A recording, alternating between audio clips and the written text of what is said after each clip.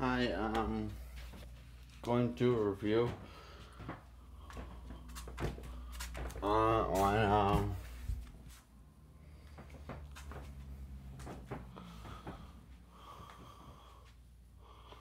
51st Date. So,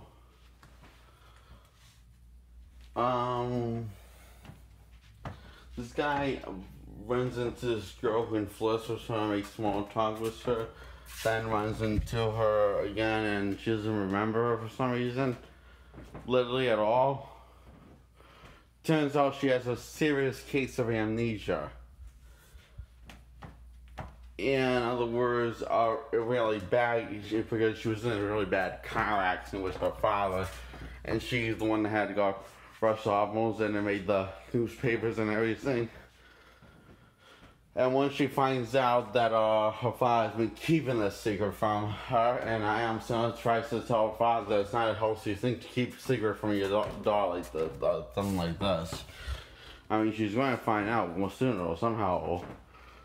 Sooner, and she does, and she all heartbroken in tears, and we're crying with her, and we're both, when we can truly feel Drew Barrymore's character's pain as she's remembering the pain of how bad that day was for her.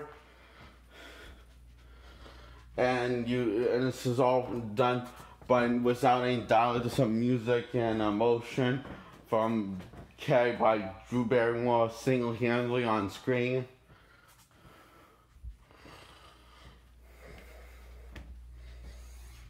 So she really does do a good job. That's one thing. Drew Barrymore and Adam Sandler both bring their A game, and Drew Barrymore's character sadly gets a little more developed than Adam Sandler, who is the main character somehow, and who is our main protagonist, because he gets the main majority of the screen time, which is the same problem I have with The Movie Girl Interrupted. Now, I like that movie. It's a solid movie, but you feel like Angelina Jolie character at least gets more developed than our main protagonist, who takes up the main majority of the screen time by the third act. This suffers from that same problem also. So you really don't feel as bad as Adam Sandler. He doesn't feel like he's doing a character like in The Wedding Singer, but more like he's playing Adam Sandler the doofus. Why do I say that? Because he's plays Adam Sandler the doofus, the typical Adam Sandler role.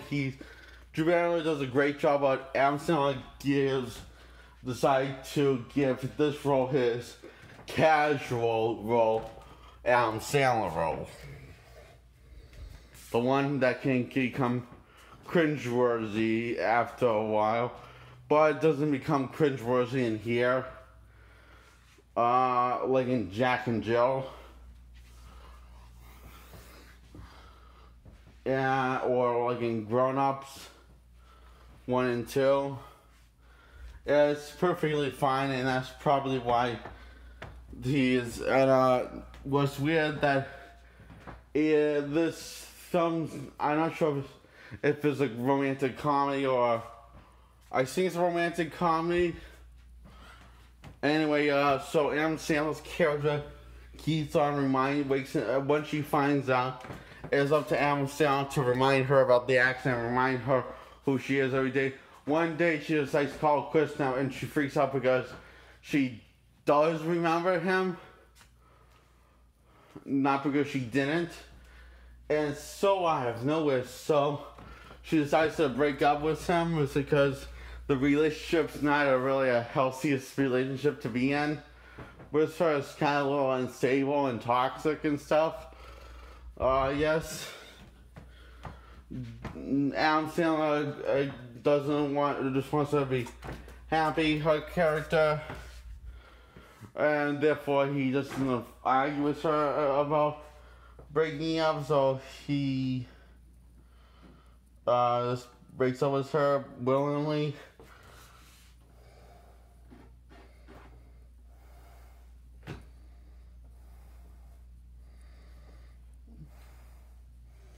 and he goes to leave on a boat by himself.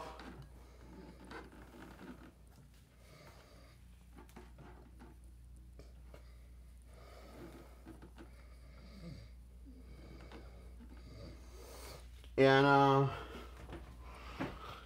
his father, her father decides to give him a gift.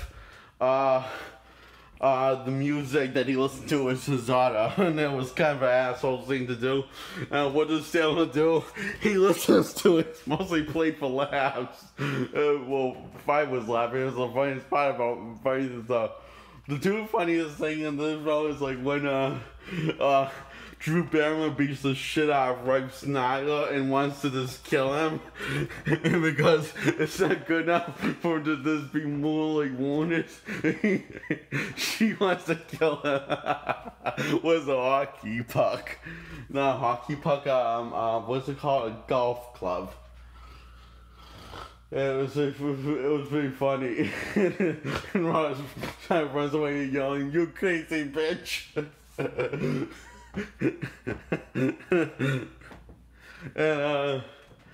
that was the funny thing that Drew Barrymore did in this film. This is the funny thing Adam Sandler does.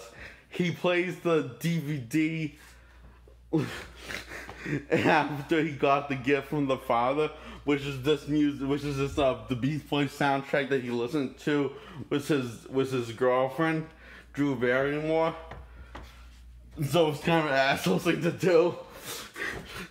And then next thing you know, he's listening to it and getting mad at the father, thinking, "Well, that'd be nice if we were older. We wouldn't have to wait so long." And he started crying and driving the boys and like getting mad at the father and screaming to God, calling him a sick bastard. And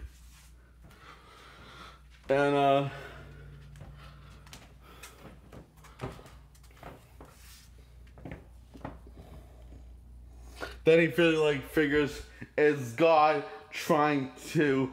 Then he takes this as a message from God trying to tell him something, that his girlfriend remembers him because she always sings that song.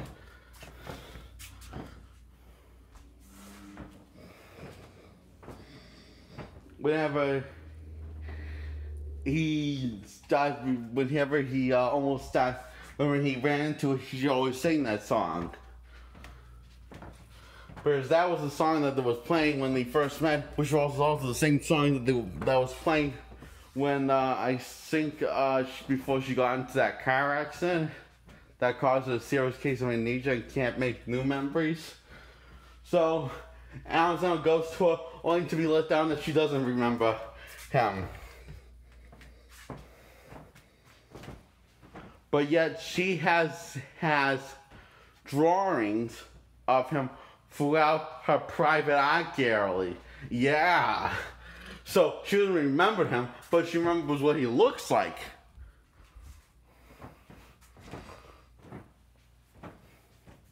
So she shows it to her and then he comes clean out and says that just explains the whole thing about how he knows her. And that they broke up because she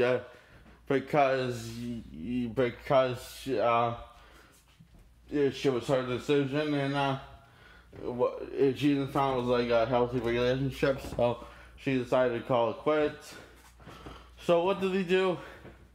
They end up going on one more date, and next thing you know, there's some sort of time jump at the end of the date because turns out they got married and had a little baby boy. And Salem made a videotape of that, of all that, and somehow edited it all together.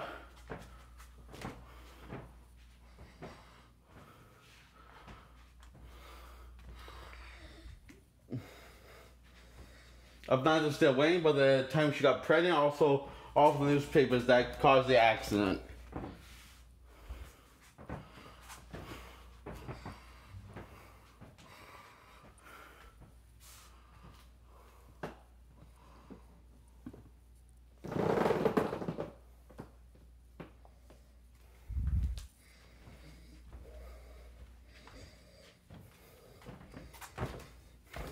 So, yeah, it's kind of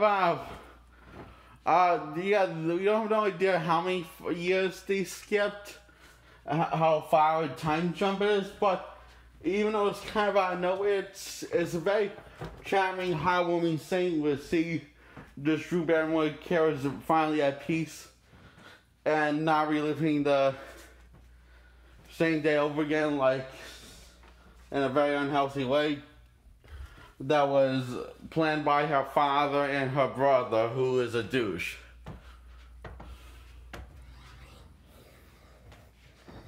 But he's not nearly as unlikable as Rob Schneider.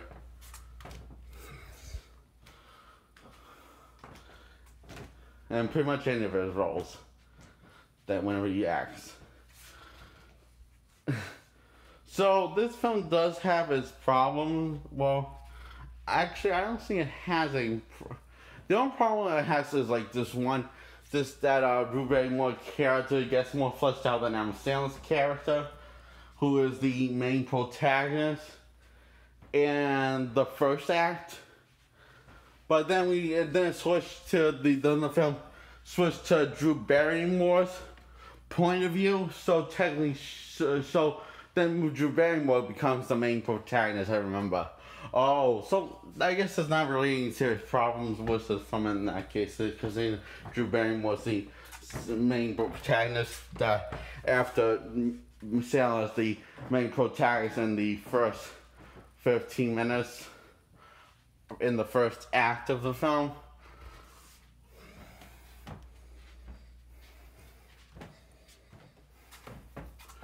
Then we try to switch points of view, realizing that this is more of a Drew Barrymore film than an Adam Sandler film. So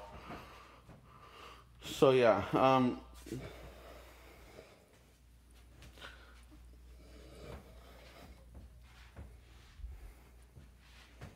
So I think I want to give this a 10 out of 10.